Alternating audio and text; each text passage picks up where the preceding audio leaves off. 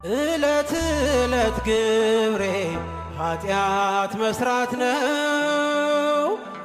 አንተ ዕለት ዕለት እኔን መማር ነው። የውስጤን ማንነት ላንተ ልግለጥ፣ ለሰው አሳልፈ ለማትሰጥ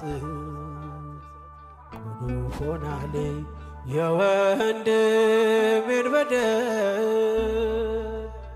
አለ በኔ ላይ ምሰሶን የሚያህል ይቅር ስላልከኝ ነው የእኔ መቆም።